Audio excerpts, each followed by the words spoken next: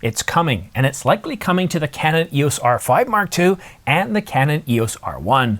2 days ago, I published a video about Canon's plans to introduce a subscription model, which will provide us with advanced features to our cameras, but for a fee.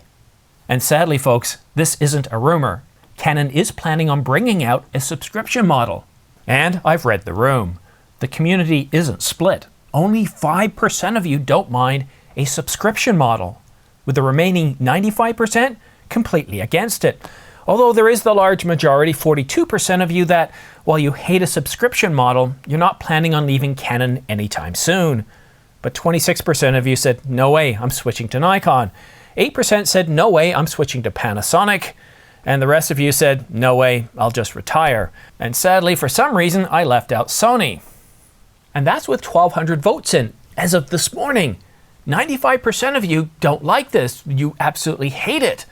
That's an overwhelming majority. I've never seen a poll like this where 95% of you were for or against anything. And I'm definitely against it. I don't like this new subscription model. So with so many of us against it, why is Canon moving forward with it? Well, I think it's for greed, to be able to generate more money, more revenue without having to sell more cameras. We'll just charge the people a really low, well, seemingly low price for the camera, and then we'll make it up on a monthly fee. A monthly fee, but for how many years? And that's another thing too. Let's say they release a new camera in 3 or 4 years. Do they stop supporting those capabilities in that subscription model at 4 years, or maybe 5 years or 6? Significantly reducing the capability of that camera, so we're forced to upgrade to the next camera? That's the real problem I have here. And I'm speaking mostly to the 42% because everybody else, except for the 5% who like it, they've already left the platform. Just imagine, you pay for the subscription model, you pay your monthly fee every month for the next 4 years.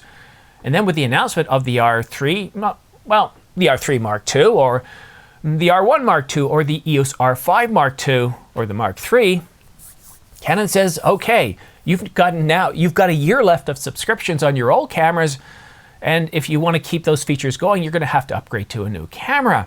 And if you don't think that's going to happen, well, all you have to do is take a look at the marketplace and see where similar things have happened. These things are only supported for so many years. You see this with firmware updates, operating system updates, with other subscription models, that you basically have to stay with the latest and greatest if you want to get all those advanced capabilities. And the advanced capabilities we're talking about are AI-based capabilities. And if you think these don't matter, well, take a look at the latest Canon patent applications. They're using advanced AI for autofocus enhancements to subject and object tracking. They're using it for blur correction. They're using it for exposure. So for a camera you've already spent thousands upon, let's say $4,000 for the EOS R5 Mark II, maybe somewhere over $6,500 for the Canon EOS R1, and then the umpteen thousands you've spent on lenses. As you can see here, I'm part of that 42%. I can't afford to leave, because if I sell all this gear just to switch to Sony, Nikon, or Panasonic, I'm going to take a huge hit. And as a business, I can't afford that. I'm stuck in that 42%. I want you to get up right now and go to the window, open it, and stick your head out and yell, I'm as mad as hell, and I'm not going to take this anymore! Okay, I'm not that guy. I'm Canadian after all, and this isn't a hockey game.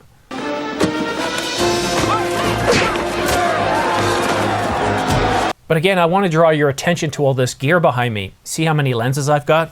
Like, look at them all here. And I just recently purchased the 200 to 800, the 100 to 500, a whole bunch of lenses up here. I've got several camera bodies. For me to switch, you could just imagine how much money I'll get for each of these lenses. Now, the 200 to 800, right now, I could probably do quite well. But a lot of this other gear, I can guarantee you I'm going to lose. And that's why switching isn't an option for a good 42% of us. It's frustrating. It's annoying. It's really frustrating. It's really annoying. Now, at this point, I don't want to harp on this too much, because I don't know the depth of what capabilities would be turned off if we don't support the subscription model. And that is an option. If you don't like the subscription model, you don't have to accept it. But is it one of those subscription models where if you're a pro, you're not going to like it? Now, what Canon could do to get us to like it a bit more is they could toss in some freebies like cloud storage, or like Apple does with their, what do they call it, their cloud platform, where basically out of the gate, they'll give you at least a small 5 gigabytes where you can do basic necessities like backing up contact information and stuff like that. But if you want the full package, if you want to have all those pro features that you're going to need in a pro camera, that you more or less have to or feel forced to pay that subscription fee, that really gets annoying.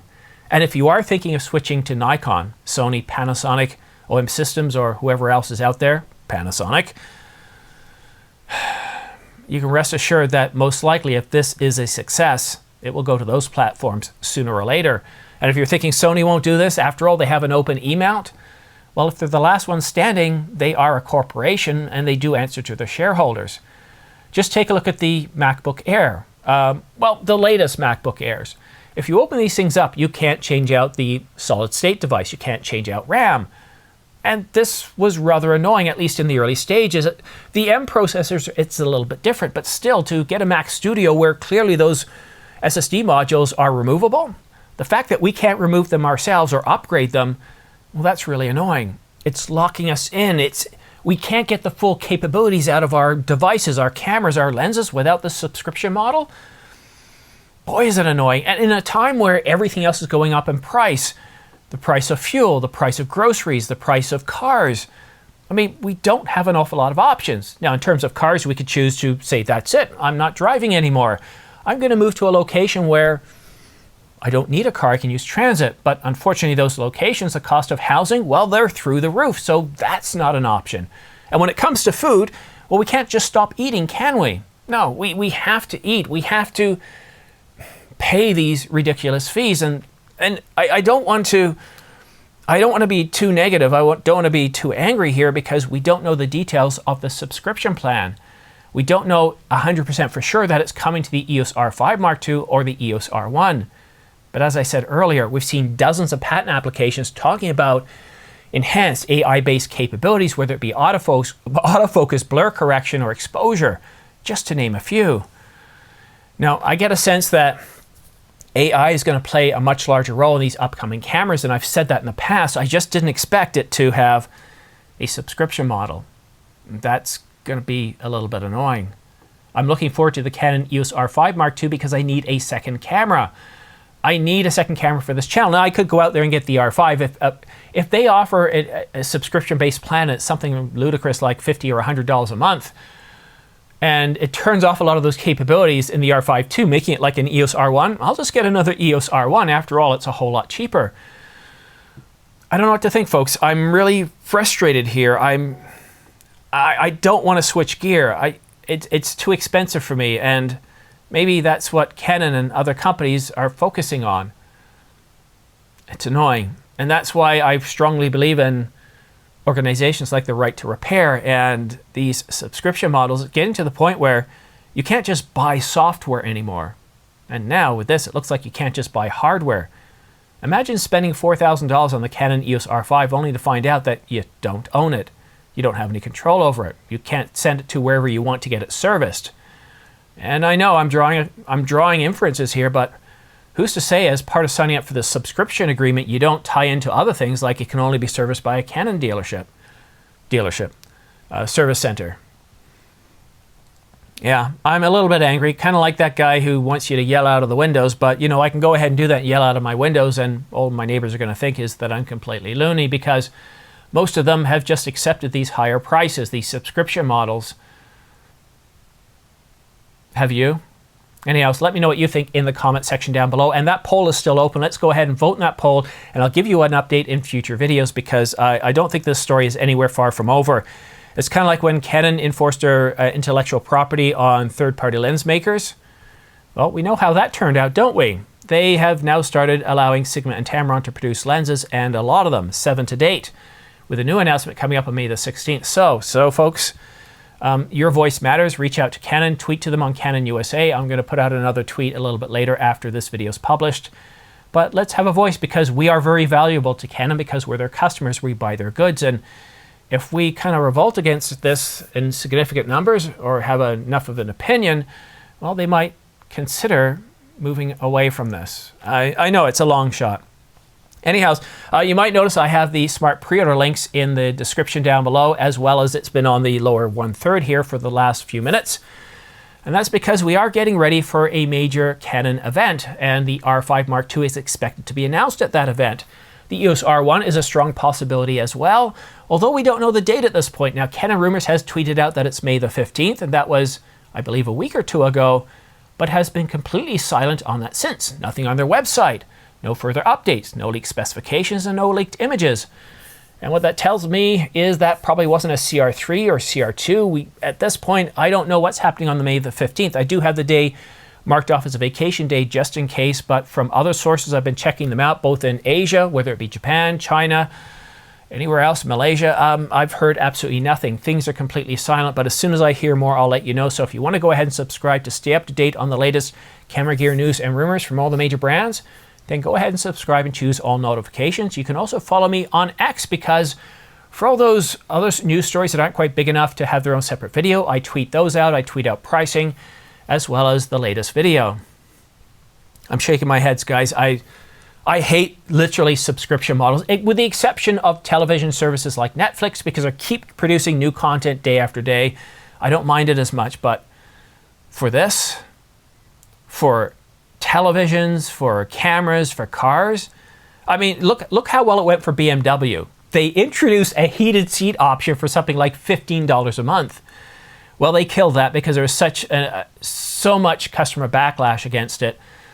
And what I'm trying to do here is, I don't like to be negative. I don't like to be that person who is always screaming about how they hate the world and all that sort of thing. I like to look at a problem and see the opportunities. And the opportunity for us here is to be vocal and say, no, we're not interested in any subscription model. Whatever you're thinking, how far along you are with this, don't do it. We're not going to like it. We're going to and do whatever you're going to do, not buy or hold off buying or not buy new lenses, whatever it is. Let them know, because they are listening to us. And if enough of us are vocal, maybe, just maybe, we won't have it. And again, I don't know the details of the subscription model, and I'm doing my best to reach into my network to try to find out what details are on these subscription models. Will it be for high-end cameras, low-end cameras? At this point, we just don't know. And that's the frustration. But anyhow, thank you so much for tuning in. Thank you so much for watching. Have a great rest of your weekend and a good week. And hopefully over the next couple of days, we'll get to hear more about the Canon EOS R5 Mark II. Maybe Canon will send out an announcement to an event coming up. Maybe it'll be in the week of the 21st to the 23rd, because May is, if you look at your watches, you look at your calendars, it's pretty much half over. Anyhow, folks, thanks so much for tuning in. We'll see you again soon.